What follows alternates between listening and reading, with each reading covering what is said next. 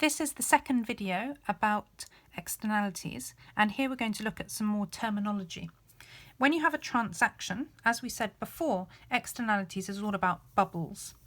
And in this case, when this person has the inoculation, there are some private benefits to them. They won't catch the disease. Also, there are some private costs to them. For example, it might hurt when they get the injection and their arm might be sore the day after. But also, apart from these private benefits and private costs, we said that there are going to be third parties, people outside the transaction, who will also, in the case of an inoculation, they will benefit from this because these people can't catch the disease from this person because this person can never get the disease because they've had the inoculation. And in any transaction, inside the bubble, you'll have private benefits and private costs, and outside the bubble, you'll have external benefits and external costs. And remember, these are for third parties. They are not part of the transaction. If you add together your private costs and your external costs, so the costs inside the bubble and the costs outside the bubble, you will get what we call social costs. That means the costs for all of society from the transaction.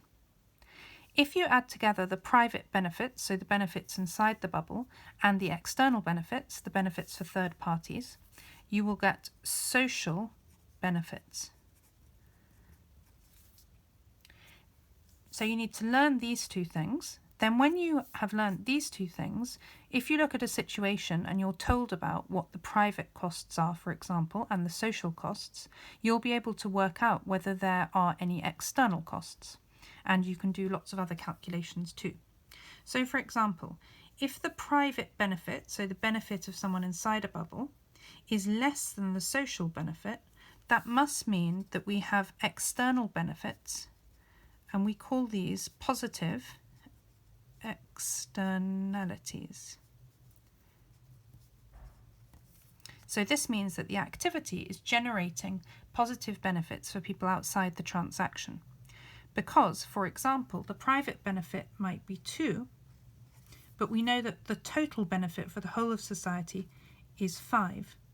And therefore, there are 3 benefits which aren't private. So there must be 3 external benefits, and therefore we've generated positive externalities.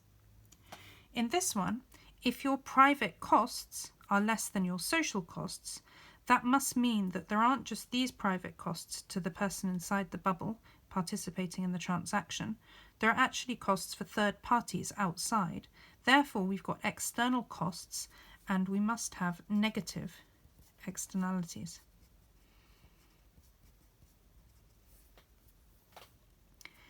If your social costs are exactly the same as your private costs, that means that there are no negative externalities. Because your private costs are exactly the same as the costs for the whole of society, so no third party is being impacted negatively. The last one here, if your social benefits are exactly the same as your private benefits, that means that there are no positive externalities. And I'm going to go on in other videos to show you how to do the diagrams to express this and how to explain them.